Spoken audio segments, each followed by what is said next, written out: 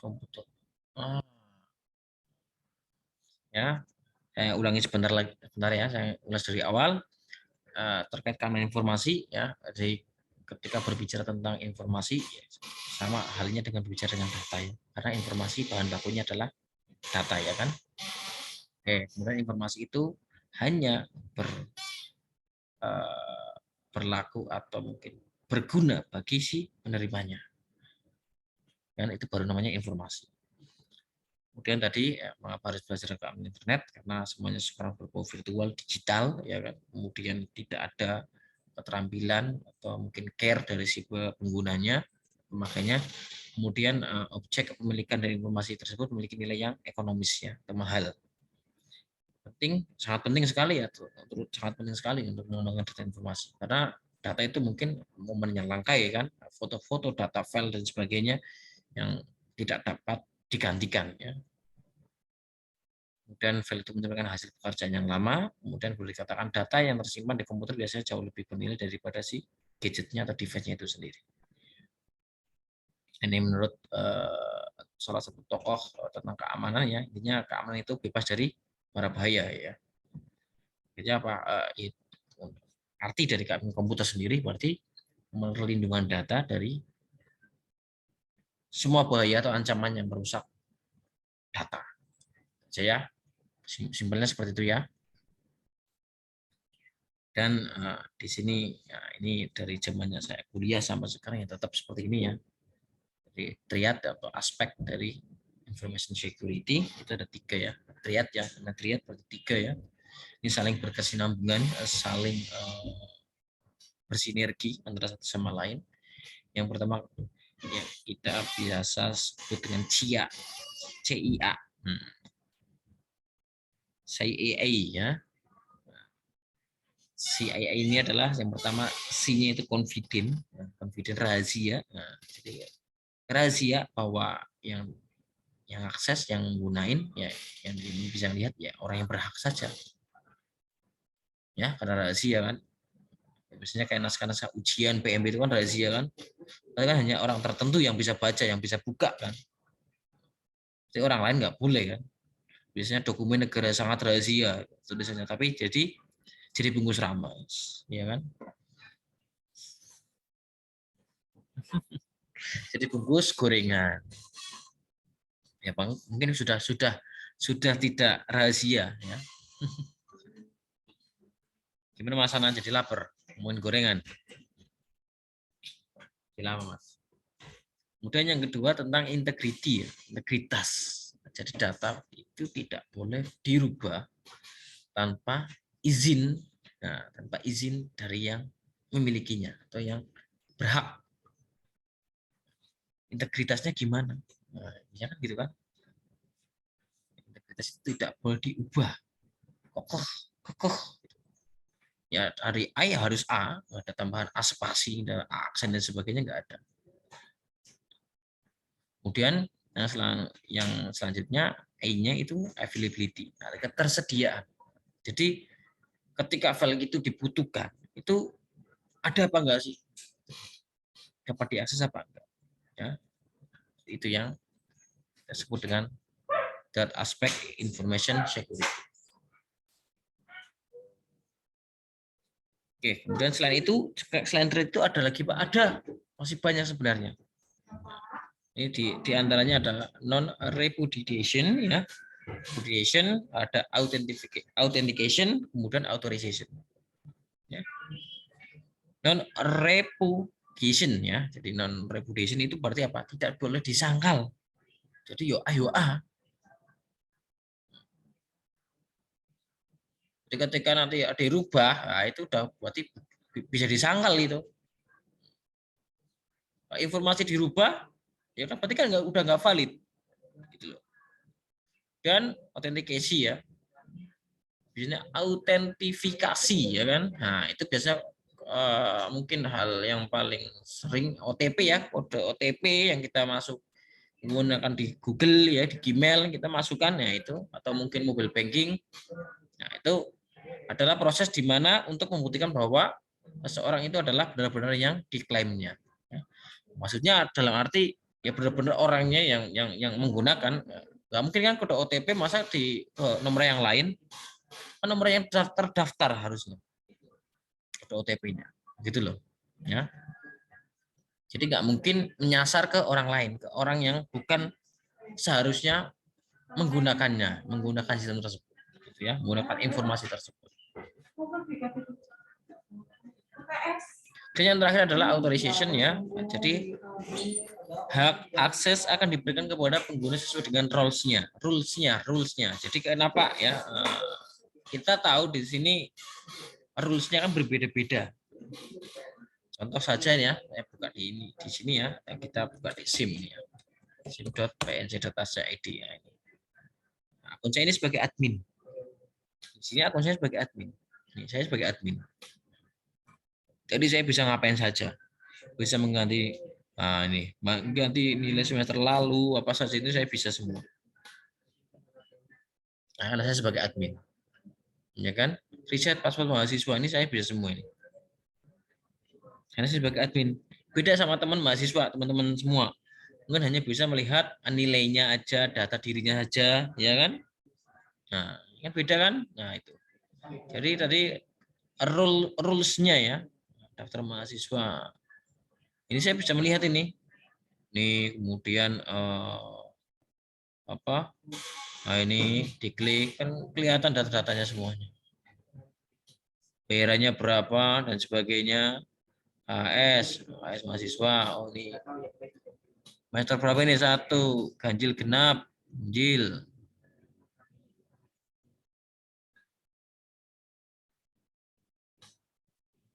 NPM-nya berapa? NPM-nya harus diisi ternyata ini NPM-nya.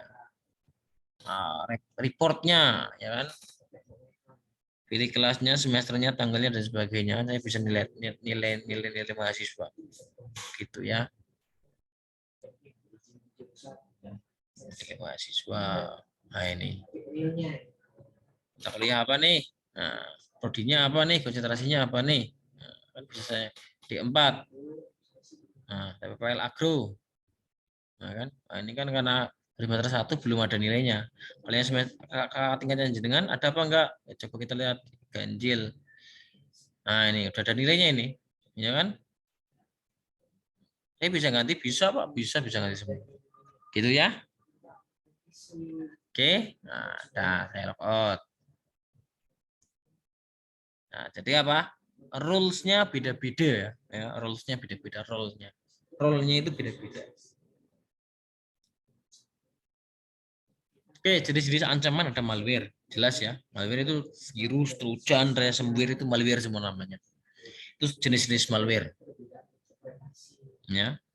Pencurian data sampai dengan ada human error. Nah, ada bencana alam, ada DOS atau denial of service, membanjiri servisnya.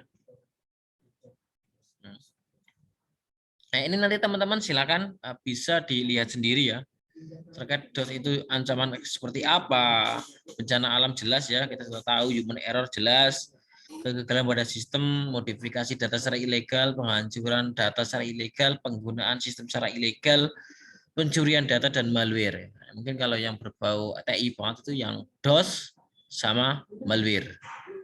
Ya. Karena dengan malware kita bisa mencuri data, kita bisa menggunakan sistem secara ilegal, kita menghancurkan dan modifikasi dan menggagalkan. Itu dasarnya dari sini di malware. Nah, dari malware dan DOS. Ya. Dua itu.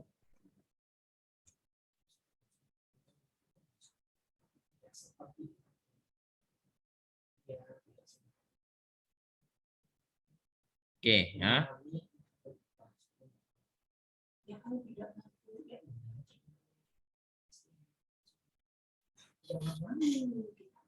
Oke, lanjutkan.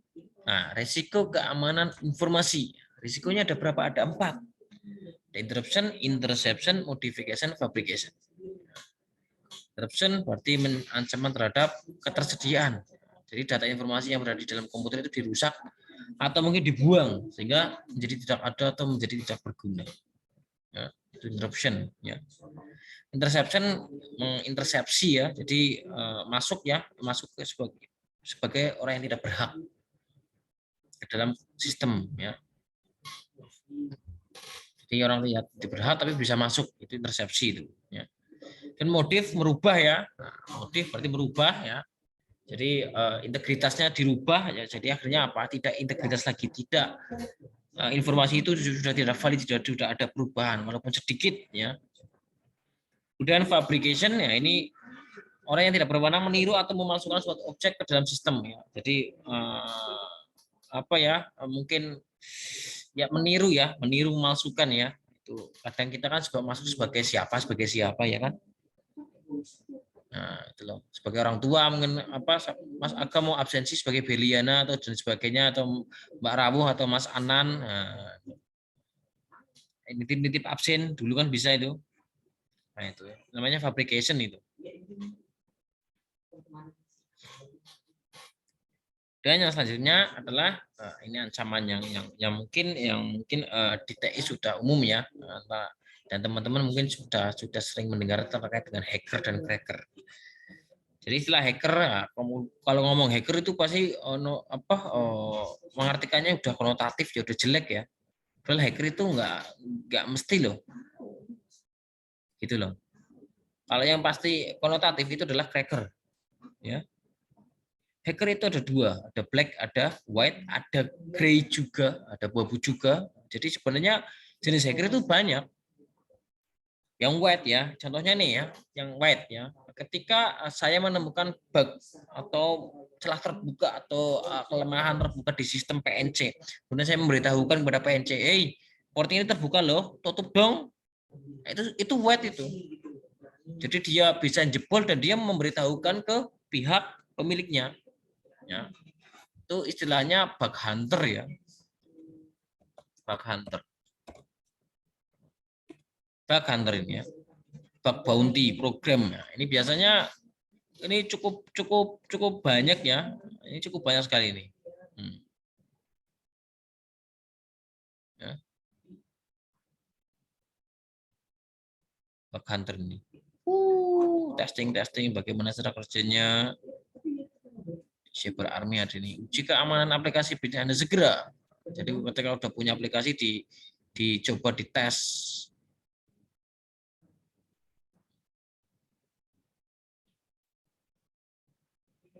Pasti mau ngasih baca pemrograman, ini dasar-dasarnya ya kan. Bug hunter lomba. Biasanya di Facebook, di Google itu ada. Bug bounty, dunia halal hacker dan dapatkan uang miliaran rupiah ya kan. Apple, nah ini Apple. Biasanya di Google ya kan, di Google, di Apple, di Facebook itu ada bug hunter istilahnya. iOS, Apple pun juga menawarkan hadiah bagi penemu bug yang ada di iPhone, yaitu senilai 1 juta atau sekitar 1,14,6 miliar. Berarti ini 1 juta dolar ini. Ya.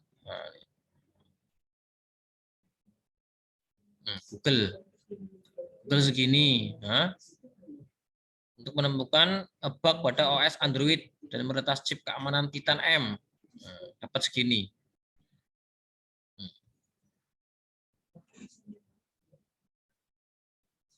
Nah, menemukan bug-bugnya. Kan? Kalau dibatasi untuk program bounty bug, hacker tak selalu konotasi negatif. Hacker bisa jadi profesi yang mulia, bahkan bisa menjadi kaya raya. Caranya lewat program bounty bug, ya, menemukan bug ya. Kemudian, sebuah aplikasi nggak perangkatnya. Nah, ini. Jadi memang ya begitulah. Ya, hanya melaporkan tok loh. Kemudian dibuktikan, nanti ada formnya, itu nanti bisa melaporkan ke pihak pemiliknya. Biasanya perusahaan-perusahaan besar biasanya, ya, perusahaan besar yang bergerak di bidang digital IT ya, gitu. Dan kalau cracker ini pasti orang yang menembus pertahanan keamanan sistem komputer untuk merusak mencari keuntungan pribadi dan merugikan pemilik sistem komputer. Nah, jadi si cracker ini sudah pasti golongan hitam, ya sudah pasti. Nah, dia adalah merusak. Biasanya defacing ya, deface atau merubah halaman depan ya, halaman depan si halaman webnya. Ya. Jadi dulu beberapa kali ya kan Malaysia sempat kena ya kan, ya, halaman apa ini? Kayak gini nih biasanya, kemudian diganti kayak gini ya, diganti lagu Indonesia Raya kan dulu kan, reviewan. Nah, ini gue pernah kena, PS Sandi Negara juga sudah pernah kena juga ya kan, pemerintah Malaysia juga kena juga, PNC juga sering kena defacing gitu ya. Jadi tampilan landing page-nya itu dirubah. Coba biasanya tuh DPR RI apa ya. Pokoknya kalau masa-masa kampanye itu rame nih. Nah, biasanya gini kayak gini nih. Nah, ini halaman depannya tuh dirubah apa gitu. Emang masih bener ini. DPR, KPU, zamannya lagi pemilihan pasti ini rusak ini. Atau mungkin apa BPS. Ini instansi pemerintah ya, biasanya depannya itu yang dirubah biasanya. PNCACD.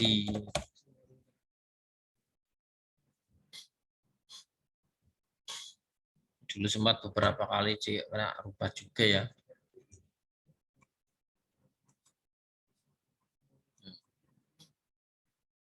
Itu kemudian cara melindungi, bagaimana sih cara melindungi data dan informasi kita?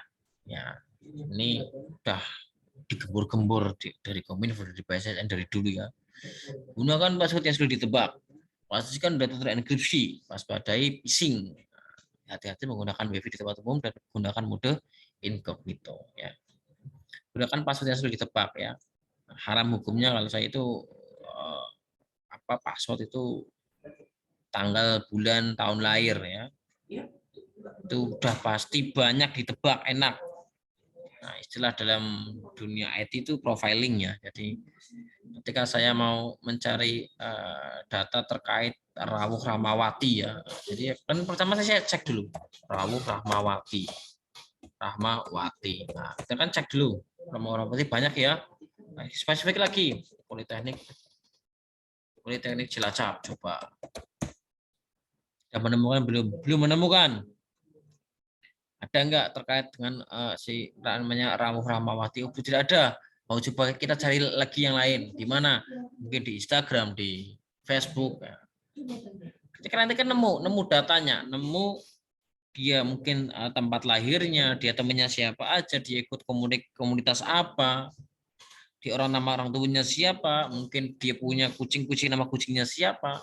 Dan secara tidak langsung kita sudah pernah mengekspos itu semua. Iya enggak?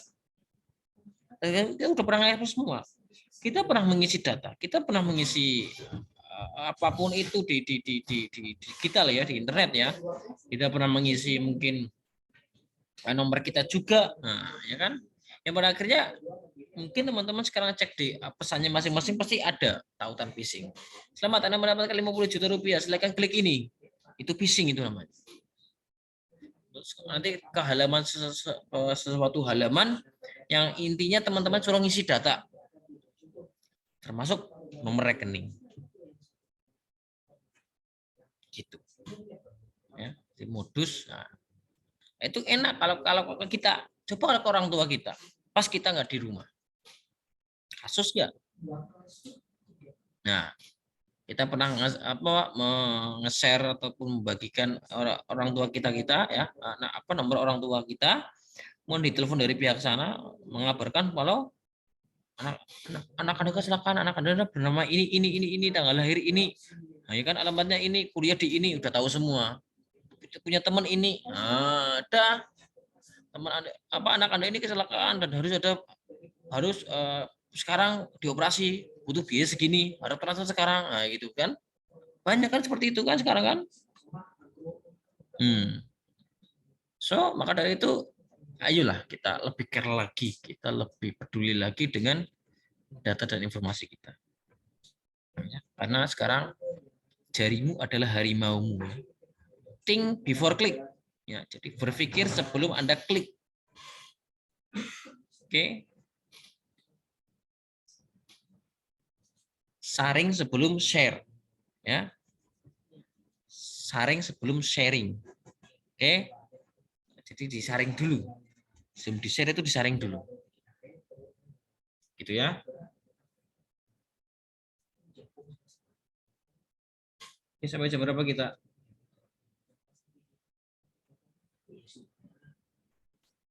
Hmm? 10.40 Pak. 10.40. Iya. Oke, 10 menit lagi ya. Oke, teman-teman, ada yang perlu ditanyakan? Ada yang perlu kita diskusikan? Nah, berarti ya. Nah, tapi tetap nanti sampai sini ya. Ini kebetulan di praktek juga sudah kita singgung ya kan. Sistem operasi Windows 1. Dulu Windows itu gambarnya seperti ini.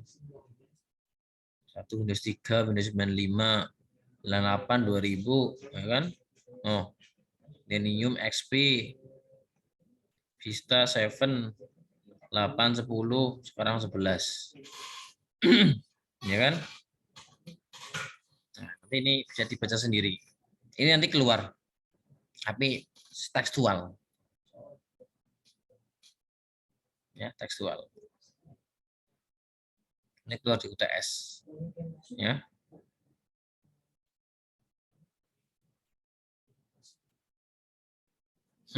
Ini gambarnya Linux sebagai tank ya. Di open source. Ini penggunaan market share, penggunaan OS ya di seluruh dunia dari Februari 2020 sampai 2021 Februari. Windows, Android masih merajai ya. Ini yang berbasis desktop. Ini keseluruhan global, ini berbasis desktop Windows. Kemudian ini posisi OS di mana sih? Ini user ya, kita. Kemudian ini sistem operasinya, ini hardware-nya, ini aplikasinya. Kemudian ini user 2 dan user sebagainya, yang lainnya. US, ini bisa dibaca sendiri. Manajemen keamanan, nah ini sempat membahas juga manajemen keamanan ya. Manajemen jaringan. Nah, jadi tugasnya OS ini ya. Kan banyak OS untuk apa aja sih? Di ngapain aja sih? Komponen OS apa aja sih? Nah, untuk manajemen proses, untuk memori primer, untuk manajemen file, untuk memori sekunder, untuk input output ya. Alat I/O, kemudian untuk manajemen jaringan, untuk manajemen keamanan, untuk manajemen sistem command interpreter ya. Jadi itu untuk komponen OS ya. Sama aja mungkin dengan fungsinya OS ya. Tujuannya OS itu ngapain sih? Ini agak lebih spesifik lagi, lebih detail lagi. Ya, intinya besok sampai sistem operasi, jadi dipersiapkan saja, silakan dibaca sendiri terkait dengan pengertian atau mungkin materi tentang sistem operasi. Begitu. Ya. Oke, ada pertanyaan? Sampai 7 ya. Ada yang perlu kita diskusikan? Ada yang perlu ditanyakan? Ada yang belum jelas? Silakan.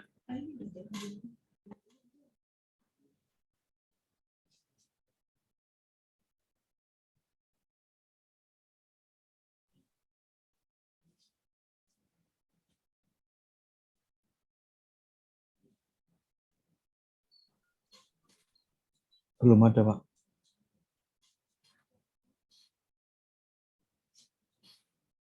Belum ada?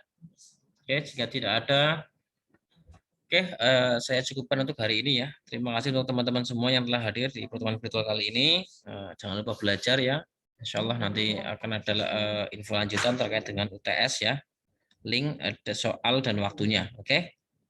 Jadi karena jadwal secara akademik itu minggu depan sudah UTS semua ya. Gitu ya. Oke, jangan lupa belajar. Semoga apa yang kita pelajari bermanfaat ke depannya. Semoga berkah puasanya ya. Oke, saya akhiri. Wassalamualaikum warahmatullahi wabarakatuh. Selamat pagi semuanya. Waalaikumsalam. Waalaikumsalam warahmatullahi wabarakatuh. Selamat pagi, Pak. Terima kasih, Pak. Pagi.